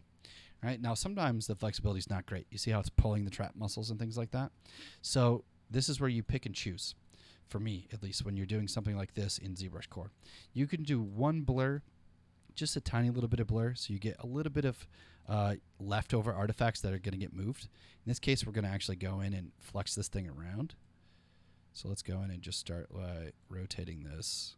And again, I know that I'm going to resculpt, so I'm trying to figure out what's the best way to do it. Eventually, we're going to have to break symmetry, but both arms do go straight out and then bend and come in.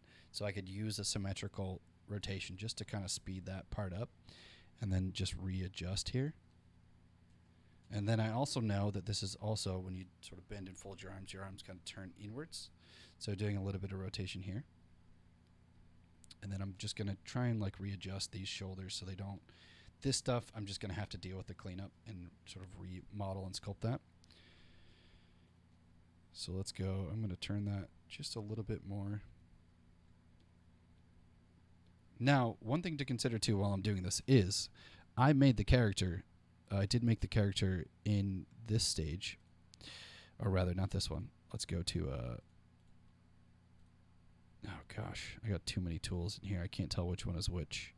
Not that one, this one, right? So these parts are all separated. You could easily take these separate pieces and we could go do, say, turn on transpose, click transpose all. And if you control shift drag, that clears the selection. Control shift clicking on individual subtools, you can actually go in and just pose these guys and start by like putting these parts in position before you even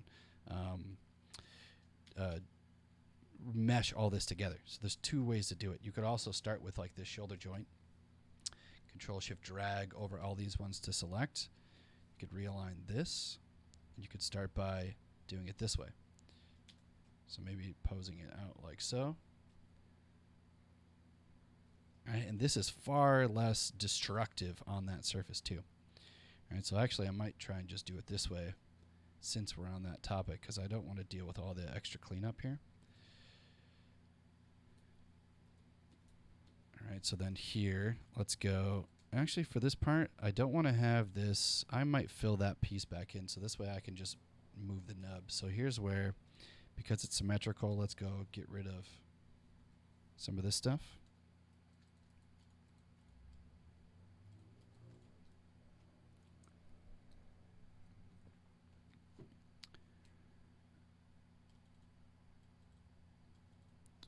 Vogel, sorry, I'm just checking your chat. Let's delete hit in, redynamesh this so we just get a little nub.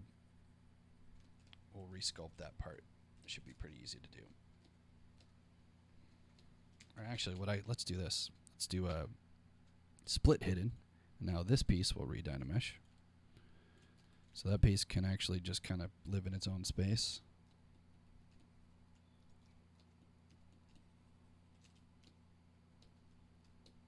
This one, because I split it, let's read that mesh. George, you're saying the full version of ZBrush you can use UV Master under Z plugin. Oh, you're answering Vogel's question. Yeah, so UV unwraps, yeah, Vogel, I use UV Master for just, in terms of just creative usage to get some quick and easy UVs. UV Master is, of course, the fastest. It's the fastest in the West. It'll just generate it quick, and it's actually pretty powerful and get you some decent UV shells. If you're working in production, of course, you would definitely be using other UV tools. But for me personally, for all my stuff, if I need UVs, I'm definitely using ZBrush as much as I possibly can. And full version, yeah, as George was answering, it's only available in the full version. We don't have that here in ZBrushCore. All right, so let's do this. So for me to get that pose kind of going, I'm just using just looking down. I know that I always put my right arm over on top of the left. So this is where I'm going to go in and probably have to start doing some asymmetrical adjustments here. So these pieces are mirrored symmetrically, and eventually we're going to have to go in and let's do Control W. I'm going to do, so I put split hidden here in my custom UI. So if you don't know, if we go to Preferences, Config, Enable Customize, let's remove it. In Subtools Split, you have split unmask, split hidden. So when you're in this Enable Customize mode, I can hold Control Alt and drag any button into the ZBrush UI that has a white bounding box, and I can drop it here into space. So right now it's grayed out because I don't have anything actually hidden. Let's go turn that off. But now if I go to this arm, I can turn symmetry off. Let's grab this thing, split hidden. I'm just doing a mask selection. Symmetry is off, and then splitting hidden.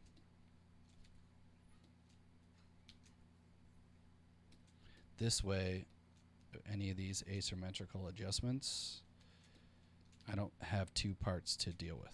I can do one at a time.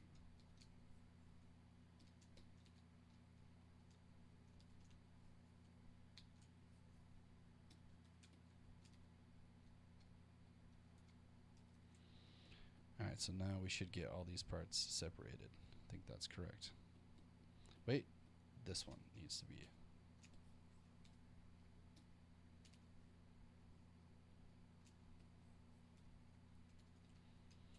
All right, so then now I can alt-click on these subtools.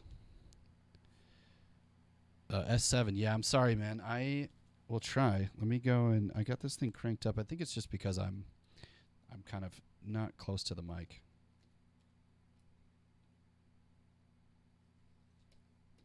Yeah, sorry if it's been quiet today, guys. Normally I feel like it's fine, but maybe not. I have a little mixer that's about 20 feet away from me that I could probably go mess with. I'll do that for the next stream. I'll just make sure I stay up on this.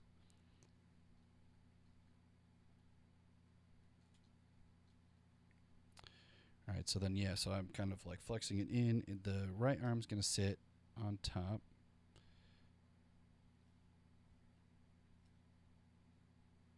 Let's make sure that that piece is. Let's clear that one.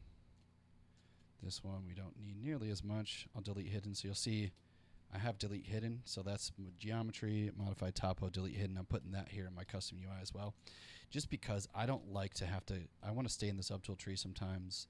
I don't want to have to keep going back and forth to other menus, so a lot of times for speed's sake, I'll spend some time on making a quick UI for the buttons that I use the most. Gosh, that hand's just so quick and dirty. Please don't judge my hand. It's so messy.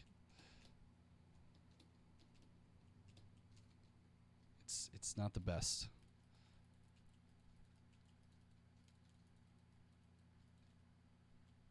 So let's go here. I might go in and sort of flex and bend this. Now, this is what I do like about, yeah, I might have to readjust something like this. Kind of push this back into where it's sort of coming from so that that muscle is stemming underneath back here.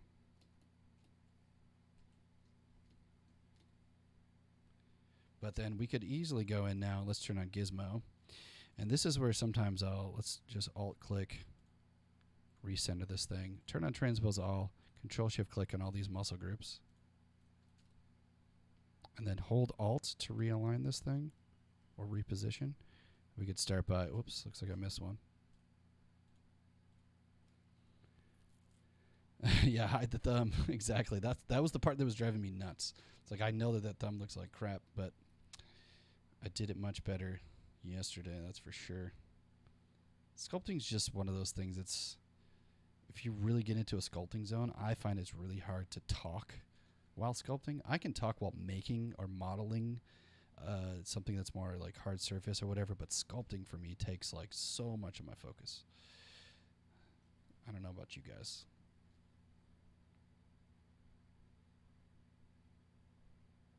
Yeah, so I think I need this to go closer to the body. There we go. All right, so then what I could do now is, I mean, you could, let's just take this guy now. This needs to go. We could reposition that. Control-Shift-Click on. So Control-Shift-Drag to clear selection. Control-Shift-Click on the parts that you want. We could start by sort of adjusting this.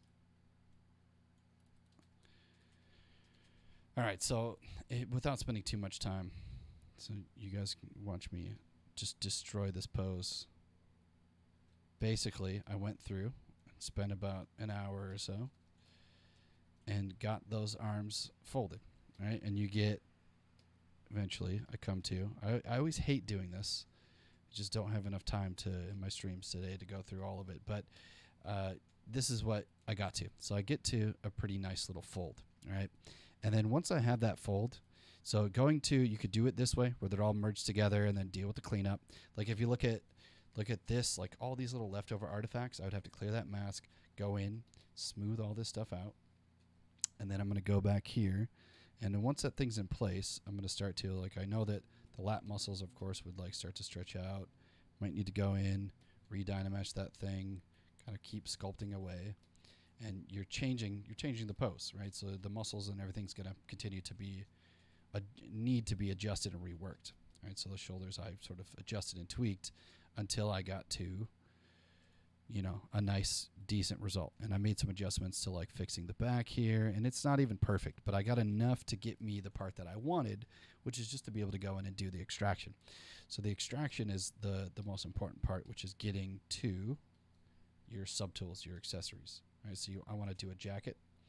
So then going to that posed character now, I'm going to go in and do, let's take, we could start by doing a little mask lasso.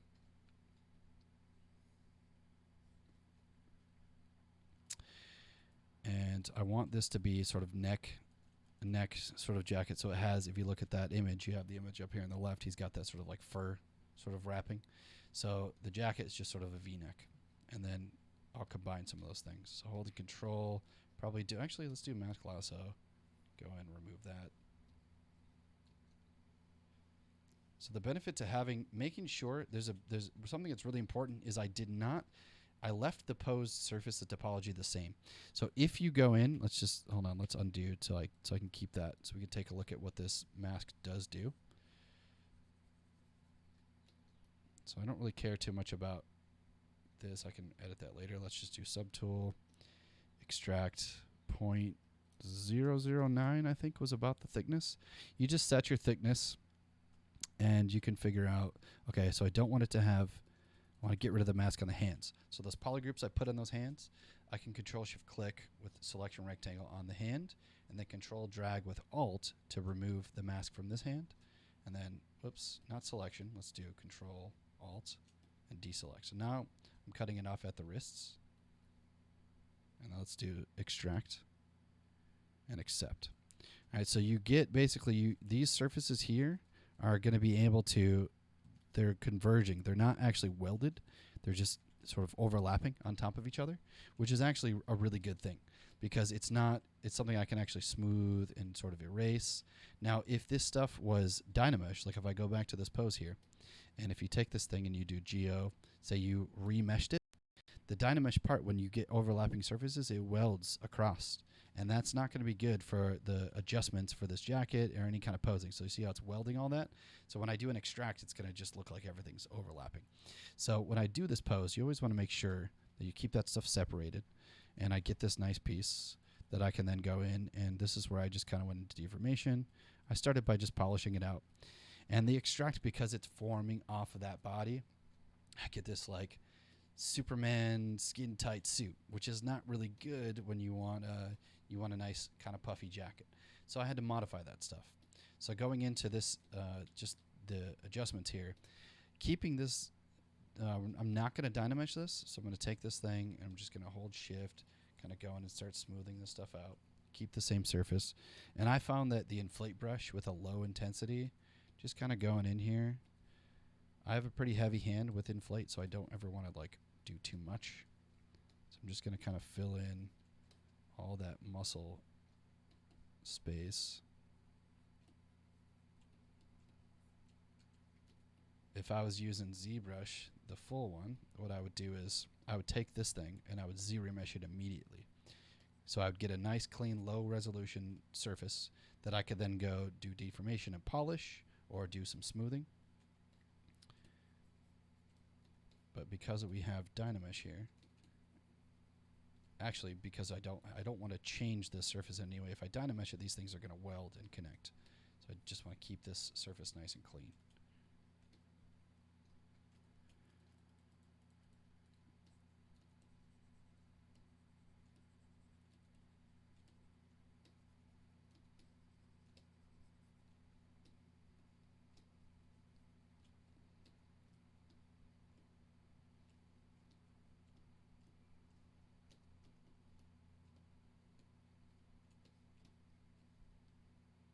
Oh, let's let it quick save.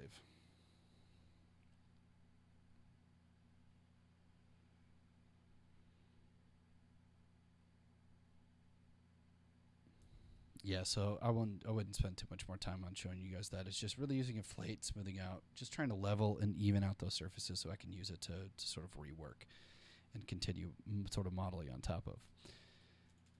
And of course, definitely not Dynamesh this thing together.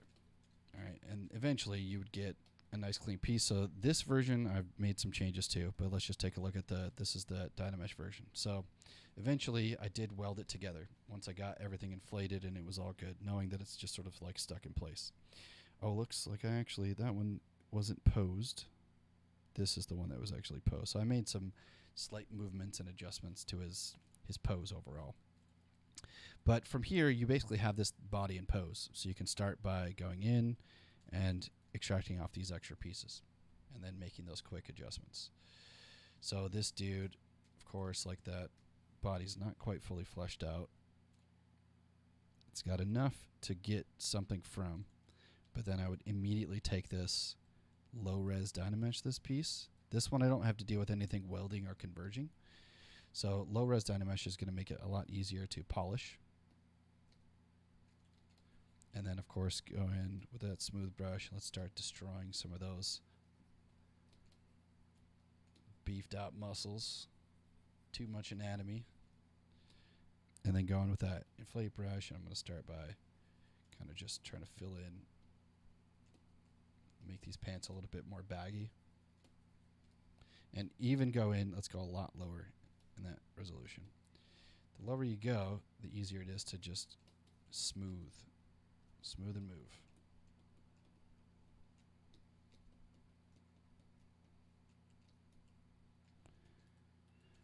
Hey, what's up, Arrow?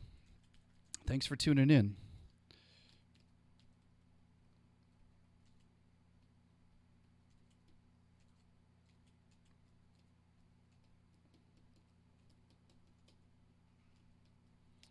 All right, and then actually I want to leave that a little bit further out. And this piece is eventually going to go in and be tucked in.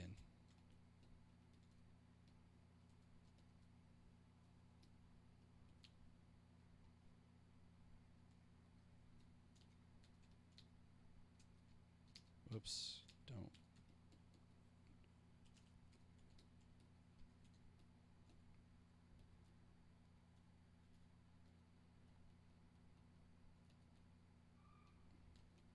Yeah, so unfortunately, I'm pretty much out of time, so I'm not really going to be able to get anything substantially done here. But the extractions, I mean, hopefully I was at least able to get you guys some good answers to your questions.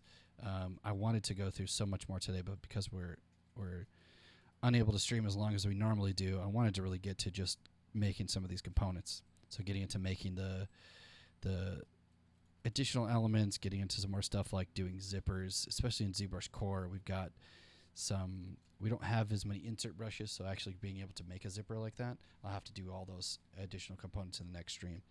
So if you guys have any quick questions, feel free to load it out. Yeah, Brian, thanks, man. I appreciate that. I'm glad it was still good. I always have ambitions to show so much, but that's just how it goes, right? This stuff here, I want to show more accessories. What I'll do the next stream is I'm going to skip the basic intros unless you guys, if you guys do like this stuff, the basic sort of walkthrough stuff, I'm happy to always go through it, like to just pick it back up right from here. If you want me to, I absolutely will, since this is especially a beginner stream. I won't jump ahead. Otherwise, if you guys are cool with it, I'll jump on to some of the more fun stuff I think that it's basically like getting some really nice shapes like this, right, that we can do all with Core and don't need all the full version of ZBrush features to actually get some really cool stuff going. Baptiste, you're saying, can you select a polygroup with Dynamesh? Yes, you can. So the jacket here, even these pants are Dynameshed. So if you Control-Shift-Click, you can isolate those polygroups. I do this stuff a lot, like little tips and techniques to isolate out polygroups and things is essential, especially to do stuff like this. I found to actually go in and make these components. I believe I might have a version of this here.